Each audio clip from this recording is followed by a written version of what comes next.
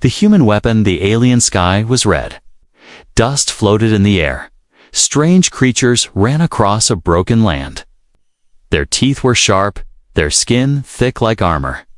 But they were not the most dangerous thing on this planet. Above a rocky cliff, a group of alien hunters stood in silence. Their eyes were focused on the ground below. One of them, tall, with dark blue skin and golden armor, raised her hand. "There," she said. In the valley below, a battle was happening. A single human, one man, was fighting a beast, 3 times his size. The creature had 6 legs, long claws, and a mouth that could crush metal. But the man wasn't afraid. He moved fast, too fast. The hunters watched as he rolled under the beast's attack, then stabbed it behind the neck. The beast screamed, but the man didn't stop. He climbed on its back, pulled a spear from his back, and drove it deep into the monster's skull. Silence. Then the beast fell dead. The man stood still. Blood dripped from his face. His eyes searched the land for more danger. He didn't look. Tired, he didn't look scared. He looked calm. The alien huntress, still watching from above, whispered almost to herself, "A hunter like that deserves to pass on his genes." The others looked at her in surprise, but no one spoke. They had never seen a human fight like this. Most humans were soft, weak, good at machines, yes, but not at raw survival. This one was different. 5 years. Earlier Earth's research facility X7, his name was Logan Kane. He was chosen from birth. Trained in mountains, forests, deserts, oceans. Fed only enough to survive. Taught to hunt with no tools. Taught to think fast, act faster. Where others broke, he became stronger then. One day, Earth sent him away. Not to war. Not to lead. But to survive alone. They called it Project Iron Soul, a secret experiment to test if a perfect human weapon could be made. Logan was dropped on an alien planet. No communication, no help, no food, only one goal, survive. Back to present alien planet Vortnine, Logan stood over the dead beast. He pulled his spear free and cleaned it on the grass. His body was covered in scars, some fresh, some old. His muscles were lean, his hands rough. He didn't know he was being watched, or maybe he didn't care. The huntress named Corell felt something strange. Admiration, curiosity, she didn't know. In her world, strength was everything. Weak blood was thrown away. Only the best were allowed to breed. And this human, this wild, quiet killer, had just killed a creature that even her warriors feared. Should we approach him? One hunter asked. No, Corell said. He is still wild, but if we wait too long, others will find him. She turned slowly. Let them. We will see who survives. Below, Logan moved again. He melted into the shadows. His eyes scanned the trees. He had seen the glint of light above metal armor. Maybe he wasn't alone. He never was. He had learned one thing in these 5 years. Everything wants to kill you. But if you move smart, strike fast, and trust no one, you kill first. That night, Corell watched the footage again. She replayed the fight, the movements, the final kill. She studied his face, not full of rage, but control. Precision. He is not just a hunter, she said softly. He is a weapon. Should we capture him? Her second-in-command asked. Corell didn't answer. Instead, she looked up at the stars. Somewhere out there, the galactic trial games were about to begin. Warriors from across the galaxy would fight for glory, land, and genetics. Her people were losing. Their bloodline was fading. They needed strong genes to survive. And maybe, just maybe, this human was the answer. Back on the ground, Logan built a small fire. He roasted the meat he had cut from the beast. He didn't smile, he didn't speak. But his eyes watched the trees, always alert, always ready. Suddenly, a whisper. In the wind, a small crunch of leaves. He grabbed his spear in silence. Someone was here. But who? Another beast. Or something worse.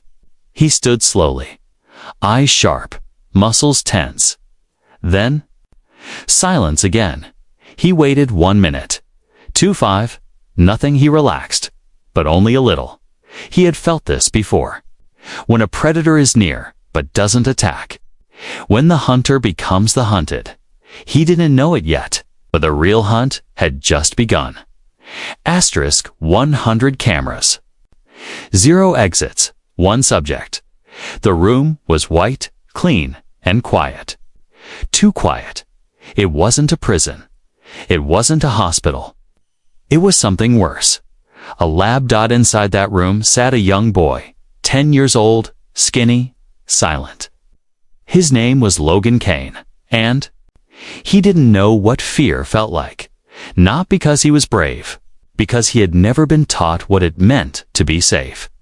Behind the glass, scientists watched him. They wrote notes. They whispered. He hasn't spoken in 3 days. Vitals, normal. Reflexes, off the charts. Release subject 2 into the chamber. Let's see what he does. The door opened with a hiss. A wild dog, mutated, aggressive, hungry, was pushed inside. Its teeth dripped with saliva. It had killed rabbits, monkeys, even 2 guards. Logan stood up. The dog growled. The boy didn't flinch. Then, in a blur, faster than the cameras could track, Logan grabbed the beast's leg, twisted, and slammed it against the wall. 1 move, the dog fell. Dead. The boy sat down again. The scientists stared in silence. Years passed. He was dropped into forests filled with traps, oceans with poisoned fish, mountains with no food. He survived every test. He adapted. He learned. He fought. But no one saw him smile. No one ever saw him laugh. They had created something more than a bid. They had created something more than a soldier. They had created a weapon that could think. Project name, Iron Soul. Purpose, survival in impossible environments. Status, classified. Final phase, intergalactic testing. Send him to Vortanine, the director said. No rescue, no contact. If he survives there, he'll survive anything. But sir, one scientist said, Vortanine is death. That world isn't monitored. We won't know what happens to him. The director didn't blink. Exactly. Vortanine. Day 1. Logan opened his eyes to red skies and burning wind.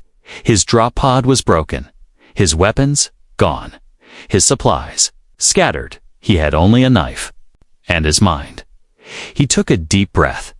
The air was toxic, but just enough to hurt. Not kill. Welcome home. He walked east, toward smoke. Within hours, he was attacked by insects larger than dogs. He didn't scream. He didn't run. He studied there. Movements? Waited for the alpha. And then, he struck. One by one, they fell. That night, he ate. Not because he liked the taste, but because it meant he could fight tomorrow. 6 months later, in a hidden lab orbiting Earth. Red lights blinked. Unauthorized signal detected an alien frequency. Unknown origin. Inside the lab, screens turned on. A voice spoke in an alien language. Then it was translated to the humans of Earth. We have seen your creation. He walks among monsters and becomes one. We are intrigued. The message ended. Earth's officials stared at the screen. They had sent Logan to be tested, but someone else had been watching. Someone. Out there back on Vortanine, Logan had built his own shelter. Sharp wooden walls, traps in the trees. Poisoned. Spears. But it wasn't fear that made him do it. It was instinct. His dreams were strange now. Voices he didn't know. Shapes in the sky. Sometimes he thought he was being watched. He was right. Corel, the alien huntress, stood miles away on a hill, her armor cloaked. She zoomed in with her scope. "He sleeps like a beast," she said. "One eye always open." Her second in command grunted. "He should not have lived past the first month. No other human would survive here." "He is not like other humans," she replied. "He is what they fear, and what we fear too." Corel didn't answer. Instead, she saved the footage and sent it to the Empress's message. Received alien royal corte, deep voice echoed across a massive chamber. "This is a human?" Corel's footage played. Logan fighting, hunting, healing a broken arm with fire, using monster bones to build armor, creating tools from alien skulls. A general whispered, "He's not a soldier. He's nature in human skin." The Empress stood, her eyes narrow. "Find him. Test him. If he is what they say." She paused. "Bring him to me." Back to Logan, he stood at a cliff, watching the sunset. But in his mind, he wasn't at peace. Something was coming. He didn't know what, he didn't know when. But after all these years, the real test was about to begin. And this time, he wouldn't be alone. The crowd was silent. Billions of eyes from hundreds of worlds stared at the same screen. Some were wide with wonder, others with fear. A replay began again. A human, tall, scarred, dirty, moved like a shadow through red jungle vines. He stalked something huge, a beast with a tail like a tree and armored plates on its back. The human didn't flinch. No guns, just a spear in hand. He attacked with such speed that even the alien AI commentators paused. The spear slid between. "Armor," the creature screamed. The human climbed its back, twisted its neck, brought it down dead in under 7 seconds. A cold voice broke the silence. "This is not a simulation," said the galactic broadcaster. "This is real footage. Captured from planet Vortnine. Subject, human. Name, Logan Kane." The audience stirred. Whispers, growls, translated speech filled the great halls of many worlds. Impossible. A test subject, a natural killer, not natural at all. On the war barge orbiting the Ring Nebula, Empress Navarra sat with her council. She watched Logan's footage again. Leaning forward on her throne of bone and steel. "He kills for food," she said softly. "Not for pleasure, not for war. Only what he needs." Her General Vrax shifted uncomfortably. "He has no armor, no scanner, no medtech. Yet he thrives. This is deeply unnatural for a human." "He is not human anymore," she said. "He is something else." On a desert moon, black market warriors bet on Logan's next survival days. Some said 2 weeks. Others said 3 months. Only one alien hunter, blind and old, smiled and said, "He will outlive us all." In the arenas of the Outer Rim, younglings trained with holoclones of Logan's movements. His speed, his kills. He had become a myth before even knowing he was seen. And somewhere, floating in deep space, on a cloaked ship. Corel reviewed the footage she had secretly shared with the galaxy. She didn't regret it. She had watched him for months, studied him, noticed things no one else did. How he avoided unnecessary fights. How he moved to higher ground before storms. How he listened to animals before entering an area. How he slept between 2 layers of leaves to mask his scent no beast had taught him that no machine could, and she knew then he had become what her people worshipped. A pure hunter. She tapped a control panel. Broadcast again, this time. Let him know. On Vortnine, Logan stood still as a buzzing filled the sky. A drone hovered, cloaked but loud enough for him to hear. His eyes narrowed. Then a light flickered on a rock nearby. A projection. He turned slowly, raising a makeshift blade. A voice played in the wind. To the one called Logan Kane, you are being watched. The galaxy sees you. They whisper your name. They fear your skill. They admire your strength. He didn't move. You were dropped here to be forgotten. But now, you are remembered. The message ended. The projection faded. The drone vanished. For a long moment, Logan stood alone, watching the spot where the light had been. He didn't speak, he didn't smile. But inside, something changed. This wasn't just survival anymore. This was war, not just with beasts, with beings who had power, with watchers in the dark. And if they wanted to play games, he would show them what a human weapon could do when it finally knew it was a weapon.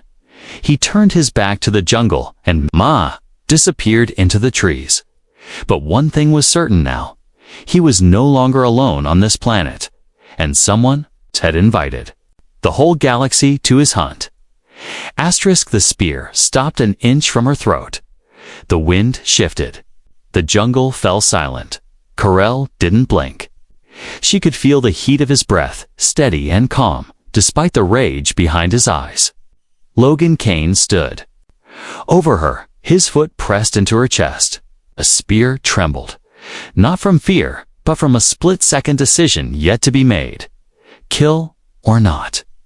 The fight had lasted less than a minute. She had tracked him for 3 days. Silently, carefully, she studied his patterns, his traps, his escape routes. She waited for the perfect moment to test him, to see if the stories were true. They were. More than true. Her plan had been simple.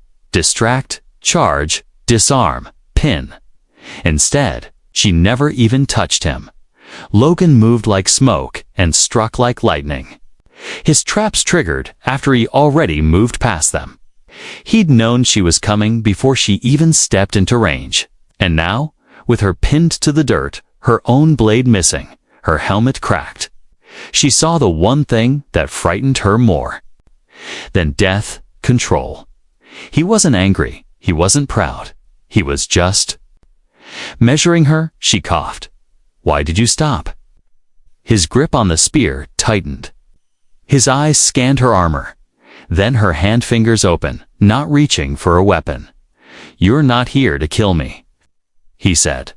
His voice was cold, rough, but intelligent. Not yet, she said with a smile. He stepped back without a word. Corell sat up slowly, brushing dirt from her armor. You're better than the footage showed, she said. Logan turned away. Uninterested. You saw the broadcast, she added. He didn't answer. Corell stood. They all saw it. You know that, right? Every warrior, every noble house, every freak with a hunting ship and something to prove. They're coming. He looked over his shoulder. Let them. She almost laughed. You're not curious? Why? I'm here. What I want, I know what you are, he said. Oh, and what's that? He faced her again, spear lowered, but ready. You hunt things for sport. She nodded slowly. And what if I told you this hunt wasn't for sport? He didn't move. Corell stepped closer. You were dropped here like a lab rat. Forgotten, but someone remembered. Someone admired too. Me. Silence again. She removed her cracked helmet and let him see her eyes. They were violet, sharp, calculating. I've hunted monsters across 40 systems. I've killed creatures that eat stars, but I've never seen someone like you. You kill only when needed. You survive without cruelty. You fight without mercy. He looked away. I challenged you, she continued, not because I wanted to win, but because I wanted to see what the galaxy was whispering about. Logan shook his head. I'm not a trophy. No, she said. You're a mirror. He narrowed his eyes. I came here to test you, she said. To understand. To learn what makes a human like you real. And now that I've seen it, I want more. She stepped closer.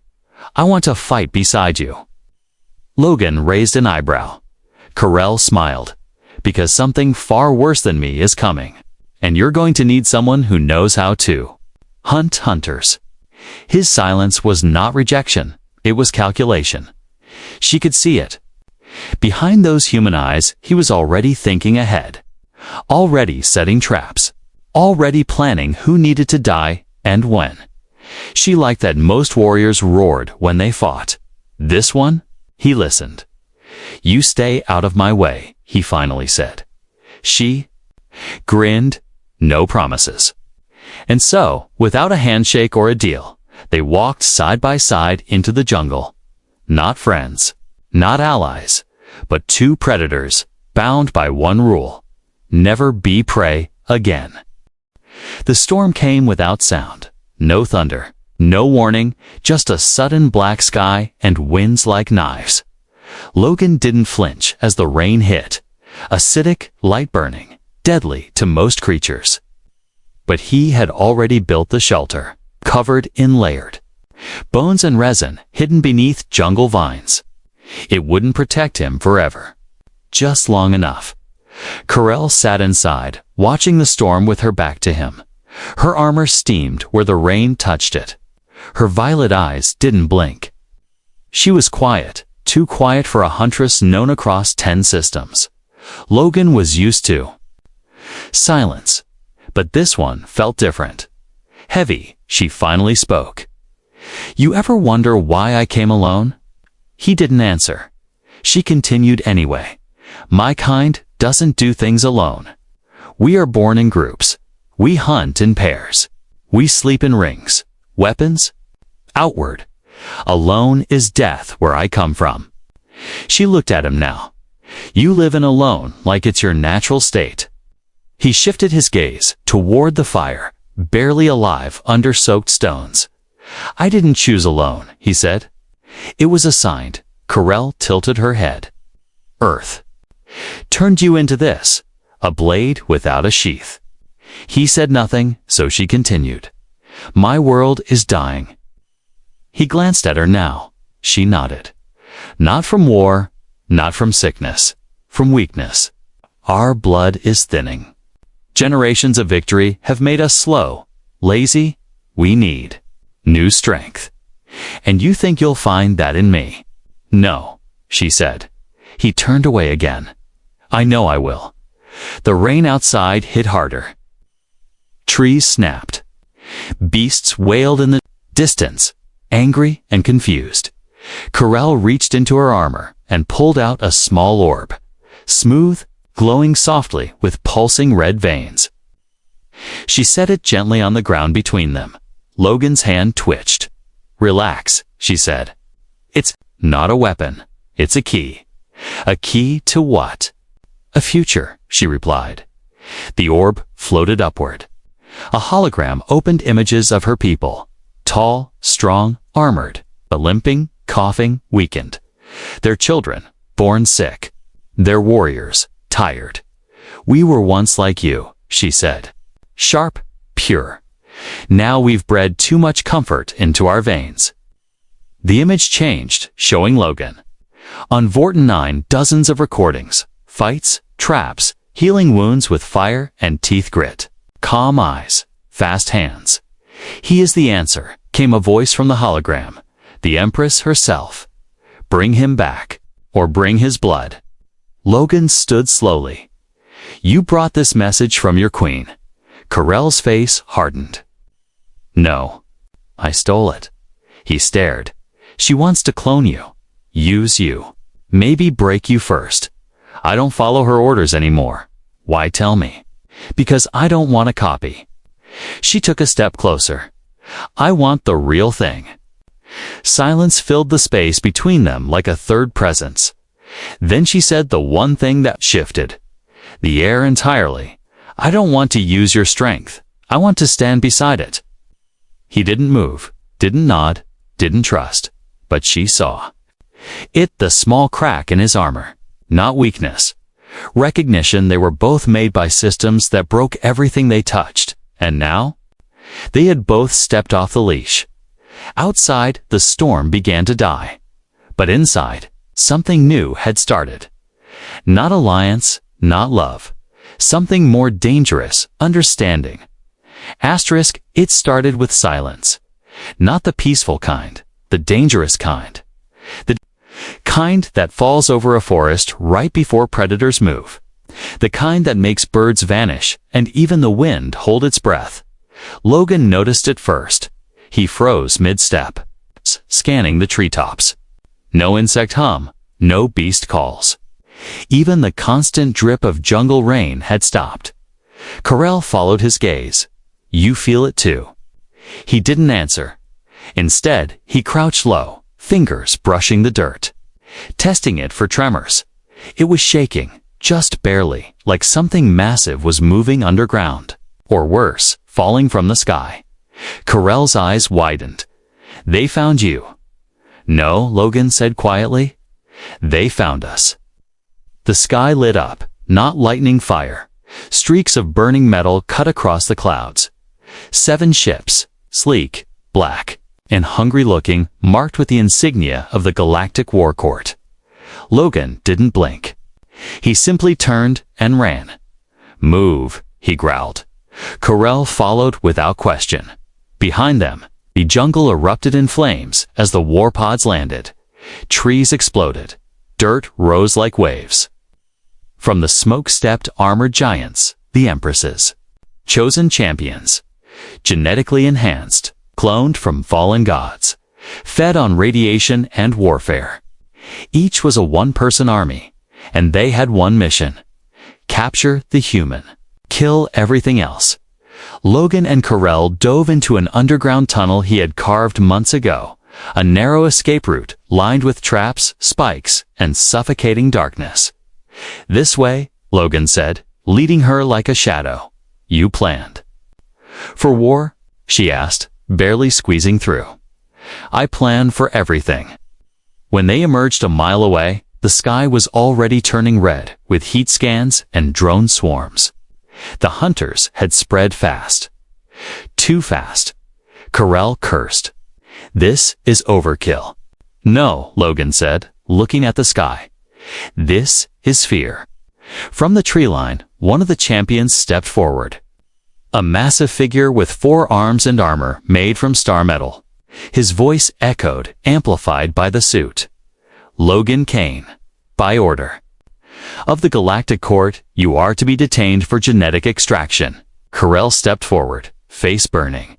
He is not property. The warrior laughed. Then you will be the first to fall. Without hesitation, Logan fired the trap. Branch swung down from the canopy, tipped with a beast's venom. The champion deflected it, but that gave Logan just enough time to vanish again into the jungle. The war had begun. For hours. The jungle turned into a maze of fire and blood. Logan moved like smoke. Carell fought like flame. Together, they were. A storm the champions hadn't expected. Every trap, every ambush, every line of escape Logan had designed for one thing. Not just survival. Punishment. He wasn't just fighting to stay alive anymore. He was teaching them what happens when you corner something that was made to kill by nightfall. 3 of the 7 champions were dead. The rest regrouped inside the wrecked husk of their drop pod. One of them hissed into a communicator. He is not alone. He never was, said another voice, the Empress herself. Then she paused. Send the message. Deep in the jungle, as Logan stitched a burn on his arm, Carell handed him a device she had taken from one of the fallen champions.